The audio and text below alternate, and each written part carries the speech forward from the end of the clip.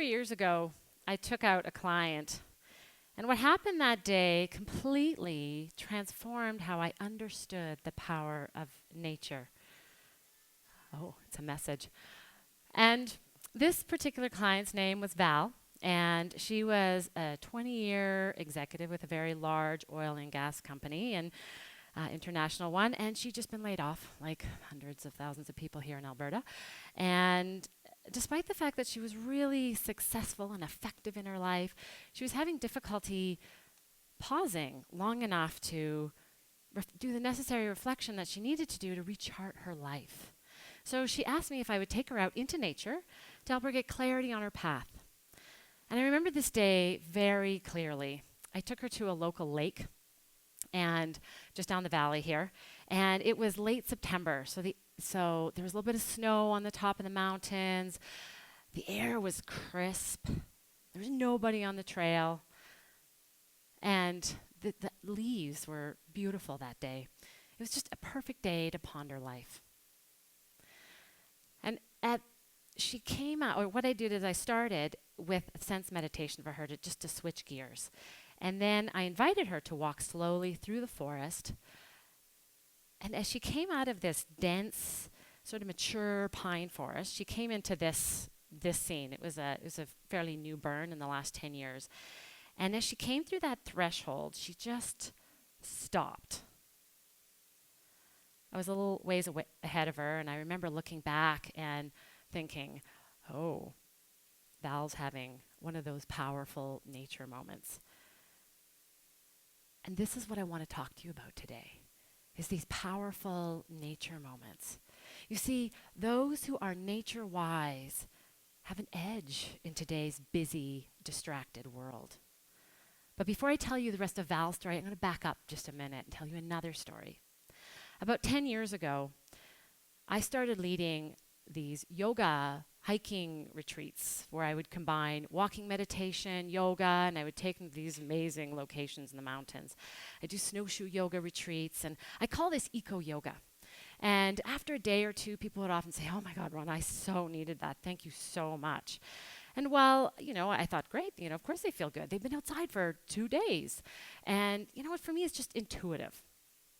And then at the same time, I was leading these leadership walks where I would combine walking meditation and reflective questioning outside. And people would often report these profound insights. And while I like to think that I have superior facilitation and guiding skills, I knew that there was something else going on, but I couldn't put my finger on it. And then the tipping point happened for me about 3 years ago. This summer, I had executives from all over the country call me, and they all had the same story. And I wasn't advertising for this. And they said, Ronna, I'm going through this major life transition. I think I need to get into nature and get some clarity in my life. I really like the sound of that eco-yoga program. Can I do that without the yoga? And so, being a small business operator, I said, well, yes, of course you can. And I remember the first fellow who called, he was from Toronto, big business guy, and he wanted to go out for 2 days. And I remember hanging up thinking, what am I going to do with this guy for 2 days? I knew what I did was really effective for the half-day programs that I delivered, but I still wasn't entirely sure what I was doing, what was actually working. How was I going to build content? But I figured something out, and he had this amazing, really powerful experience. Val was one of the executives that I took out, and I remember walking back on the trail with Val at the end of the day, and we were debriefing, and she's just like rattling off all these amazing insights that came to her and how this was a really important moment for her in her life. And I remember thinking in the back of my mind going, how is this possible? I did the most basic of basic things with this woman, and she's had this amazing experience. And the tipping point was that I had to figure out what I was doing. What was I doing right? Like, why was this working so well? So the next, shortly after that, I was guiding private clients, and I was telling them about these nature prescriptions. I didn't have a word for it, so I started calling them these nature prescriptions. And several of them said, oh, Ronna, that sounds like that Shinrin Yoku from Japan. I said, pardon me? They said, oh, it's the Shinrin Yoku from Japan. And I said, one more time? They said, that sounds like that Shinrin Yoku, you know, that forest bathing from Japan. I'd never heard of it. So I went and I looked it up. And apparently in the 1980s, doctors started to prescribe a type of forest therapy for their clients. Now, Japan is one of the most successful countries in the world, but with that success comes a price: stress, anxiety, and depression. And so they would send them out into the forest to this forest bathing. And they were getting fantastic results, but they didn't know why. And so they started to send researchers out to find out, why is this working? And now there's 30 years of research to show us that time in the forest is really good for you. And this is what I want to share with you today. I'm going to share one more thing, though. Once I figured out about the Shinrin Yoku, I decided to take a course. And I knew going to Japan really wasn't an option because my Japanese is terrible. And I discovered this organization called the Association of Nature and Forest Therapy. And so I went and took their course. And every day that I was on this course, it's like light bulbs went off every day going, oh, that's why that's working. Oh, I understand it. Oh, okay. Right then. And so I'm going to divert for just a second before I tell you the 3 things that you can do to be nature-wise and get an edge, because this is so fascinating and unbelievable. I've got to tell it to you. So one of the things that I learned is that Dr. Chin Lee, who is an associate professor at the Nippon School of Medicine, he did this research study where they took out participants into the forest and they did this Shinrin Yoku. And in Japan, they'd call it Shinrin Yoku. But they did this Shinrin Yoku for 2 hours a day for 3 days in a row. And he was trying to figure out, how does this activity help your immune system? And so he was looking in this way. And what he discovered after 3 days is that their natural killer cells increased dramatically. Now, your natural killer cell is the cells that take out your dead or dying cells. They are your cancer-fighting, tumor-fighting cells. They're kind of like the Bruce Willis of your immune system. They increased by 56%. And they stayed that way for a month. That's amazing. And he even figured out what was it in the forest that was causing this. So what he's determined was that the trees give off something called phytoncides. These are these organic chemical compounds that the trees give off. It's kind of like the tree's bug spray and how it protects itself from its predators. And as we go into the forest and we bathe in the forest atmosphere, those phytoncides are what's giving us all these amazing results. That's amazing. So here's your 3 things that you can do to be nature-wise and get edge in today's busy, distracted world. The first thing that people would always report to me when they would come out with me, they'd say, Ronna, I feel really good. I haven't felt this good in years. And I'm wondering if this is how I would normally feel if I wasn't so stressed out. And they're not alone. Stress is endemic in our culture. In 2012, there was a Canadian study that looked at 27,000 workers across Canada. And what they discovered out of these 20,000 people that they interviewed is that over 50% of them were experiencing high levels of stress. Now, stress can be a good thing, right? Stress can get you motivated, get things done.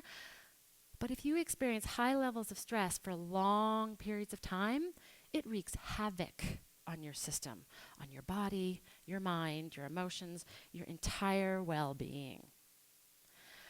There's multiple studies that show time in the forest will greatly reduce your stress very quickly. And what it does is it decreases variable heart rate, blood pressure, and cortisol. Cortisol is your stress hormone. So here is your hint. Go for a walk at lunchtime. And studies have shown that if you go for a walk for 15 minutes, in this way, it will reduce your cortisol levels by 12%. Now, that's not bad for very little effort, 15 minutes. Now, the second thing people would always say to me is they'd say, Ronna, I feel like I can actually focus, like I can concentrate. I feel like I'm present. And we have 2 different kinds of focus. We have direct focus and we have involuntary focus. So direct focus is that feeling when you can lock into something and you can dig in, move something forward. It's very satisfying. But you can only have that focus for so long, and then you'll hit the wall. And if you keep trying to focus in that way, it can actually produce really negative results inside of you. Now, the good news is that you have indirect focus. And indirect focus is when you are aware of the sights and the sounds around you. It's like this light, soft awareness. And when you spend time in this softer awareness, it will help restore your focus. And nature is the perfect place to go to restore this. So here's your hint. When you go outside for your 15-minute walk to help you manage your stress, be aware of the sounds and the sights around you, the air on your skin. Just tune into your senses. And this will help you restore your focus so you can still be effective for the rest of your day. Now, the third thing that people would report is they'd say, Ronna, I've been dealing with this issue. I've been trying to figure this out for a long time. And I'm in the forest for half an hour and I know what I've got to do. Oh, in the end, I figured out this and this and this, all like that. We are so distracted nowadays with these little devices that go ding every 5 seconds that our executive function, this front part of your brain that is responsible for critical thinking, decision making, and empathy, it's getting tired. It's fatigued. And when it's fatigued, it doesn't actually work that well. Time in the forest is the perfect remedy. Dr. David Strayer of the University of Utah, he did this study where they took up 56 outward bound folks into the wilderness for 4 days. So no devices, no phones, nothing. And after he did his entrance questionnaires and his exit questionnaires, and after 4 days, their critical thinking, creativity, decision-making abilities went up by 50%. 50%, that's amazing.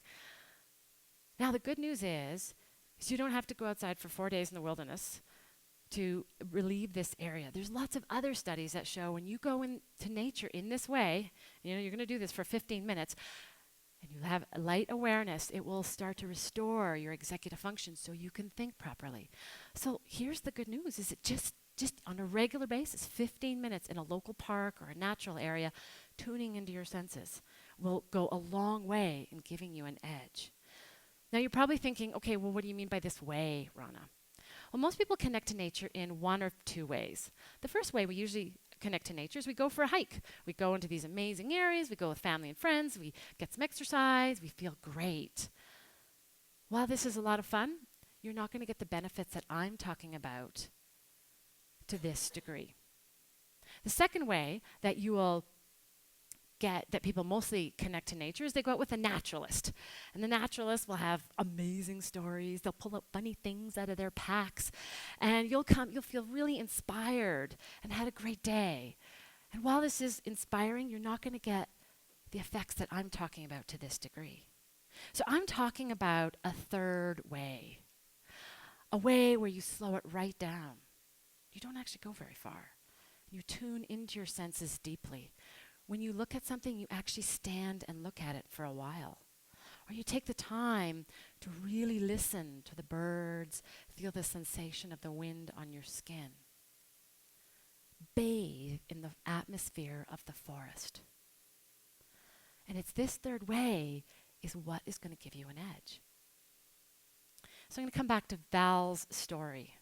This is exactly where she was standing.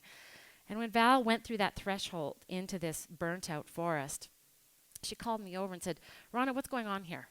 What's going on right here in this forest? And I said, well, Val, this is a fresh burn. And when fires come through, it takes out the forest. And new growth can come in at that point. And she said, oh, my God, this is what I did to my life, is I just put a fire through my life. And now I realize what I'm not doing.